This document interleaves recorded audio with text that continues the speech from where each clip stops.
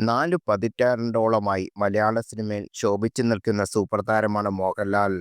തന്റെ കരിയറിന്റെ ഒട്ടനവധി കഥാപാത്രങ്ങളെ അനശ്വരമാക്കിയ താരത്തിന്റെ സിനിമാ ജീവിതത്തിലെ പൊൻതൂവലാണ് ജിത്തു ജോസഫ് സംവിധാനം ചെയ്ത ദൃശ്യം. ക്രൈം ത്രില്ലർ ജോണറിൽപ്പെട്ട ചിത്രം അന്താരാഷ്ട്ര തലത്തിൽ വരെ ചർച്ച ചെയ്യപ്പെടുകയും ഇന്ത്യയിൽ തന്നെ മറ്റു ഭാഷയിലേക്ക് റീമേക്ക് ചെയ്യപ്പെടുകയും ചെയ്തിരുന്നു. 2013 പുറത്തിറങ്ങിയ ചിത്രത്തിന്റെ രണ്ടാം ഭാഗം കോവിഡ് ലോക്ക്ഡൗൺ കാരണം OTT പ്ലാറ്റ്ഫോമിലായിരുന്നു റിലീസായതെങ്കിലും മികച്ച സ്വീകാര്യതയായിരുന്നു ചിത്രത്തിന് ലഭിച്ചത്. രണ്ടാം ഭാഗത്തിലും തീരാതെ ചിത്രം മൂന്നാം ഭാഗം ഏപ്രിൽ 2-ന് തിയേറ്ററിൽ റിലീസിന് ഒരുങ്ങുകയാണ്.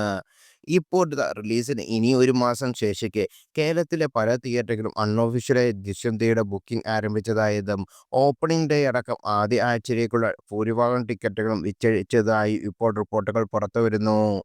മലയാള സിനിമയുമായി ബന്ധപ്പെട്ട് വിശ്വാസയോഗ്യമായ വിവരങ്ങൾ പുറത്തുവിടുന്ന ഐഡിയ എബി ജോർജാണ് വിവരങ്ങൾ സമൂഹമാധ്യമങ്ങളിൽ പങ്കുവച്ചത്.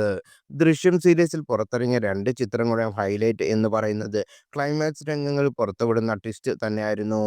ആദ്യ ഭാഗത്തിൽ ഭരണിന്റെ മൃതദേഹം കുഴിച്ചിടുന്നത് പോലീസ് സ്റ്റേഷനിലാണെന്നും രണ്ടാം ഭാഗത്തിൽ കോടതിയിൽ വെച്ചുണ്ടായ സംഭവങ്ങളുമാണ് അതിന്റെ ചിത്രത്തിന്റെ നട്ടെല്ലായി മാറിയത്.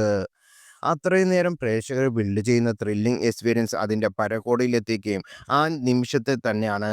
സോഷ്യൽ മീഡിയ വഴിയും അല്ലാതെയും ഈ ടെസ്റ്റ് സ്പോയിലർ ആകുന്നതിന് മുമ്പ് തന്നെ തിയേറ്ററിലെത്തി ചിത്രം കാണുക എന്നത് തന്നെയാകും ഓരോ പ്രേക്ഷകരും ആദ്യം ലക്ഷ്യം. 2024 പുറത്തിറങ്ങിയ വാഴ എന്ന ചിത്രത്തിൽ ദൃശ്യം 1-ന്റെ ജോർജ് കുട്ടി മൃതദേഹം കുഴിച്ചിടുന്നത് പോലീസ് സ്റ്റേഷനിലാണെന്ന ട്വിസ്റ്റ് സ്പോയിലറാകുന്ന രംഗം അടുത്തിടെ സോഷ്യൽ മീഡിയയിൽ വലിയ രീതിയിൽ വൈറലായിരുന്നു.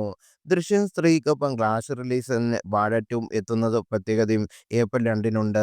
ദൃശ്യം എന്ന സിനിമയോടുള്ള താല്പര്യം മാത്രമല്ല ഇത്തരത്തിൽ റിലീസിന് എത്രയോ മുമ്പ് ടിക്കറ്റുകൾ വിറ്റുപോകാനുള്ള കാരണമെന്നും മോഹൻലാൽ എന്ന ബ്രാൻഡും പ്രേക്ഷകരിൽ വലിയ സ്വാധീനം ചെലുത്തുന്നുണ്ടെന്നാണ് ആരാധകരുടെ അഭിപ്രായം.